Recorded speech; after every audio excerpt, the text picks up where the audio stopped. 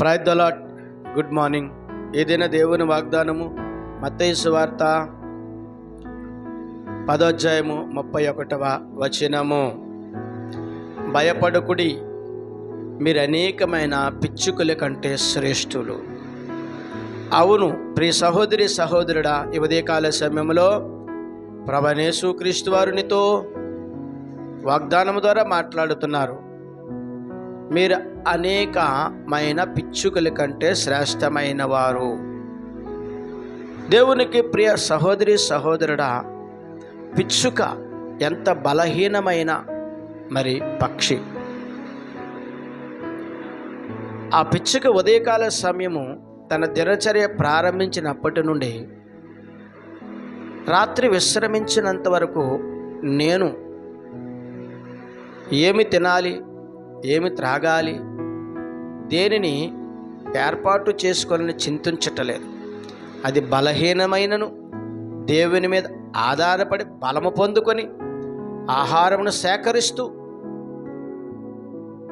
దినచర్యను గడుపుతూ నిత్యము దేవుని మీద ఆధారపడి జీవిస్తుంది. గనుకనే పిచ్చుకను దేవుడు సంరక్షించి పోషిస్తున్నాడు. అట్టి విధంగానే ఆ పిచ్చుకల కంటే మీరు శ్రేష్ఠులు అనగా దేవుడు మనకు మంచి జ్ఞాన వివేకములు ఇచ్చారు.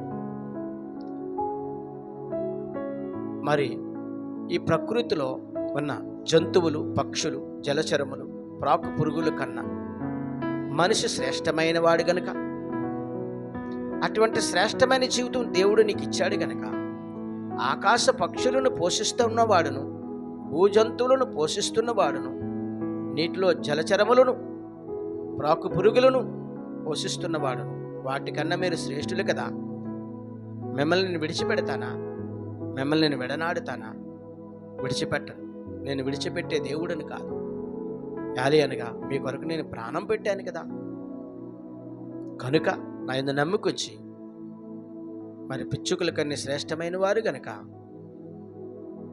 నా వైపు చూస్తూ నన్ను వెంబడిస్తే శ్రేష్టమైన జీవితం మీకు ఇచ్చి నడిపిస్తానని, శ్రేష్టముగా జీవింపజేస్తానని ప్రభువైన యేసుక్రీస్తు వారి దినమునితో వాగ్దానము ద్వారా మాట్లాడుతున్నారు. ఆమేన్.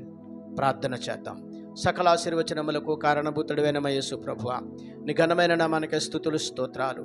నీ సుందరమైన నామానికి లెక్కలేని వందనాలు. దానమును చదివిన ప్రతి బిడ్డను దీవించండి, ఆశీర్వదించండి. యేసుక్రీస్తు పరిశుద్ధమైన నామములో అడిగి వేడుకొనుచున్నాను పరమ తండ్రి. ఆమెన్.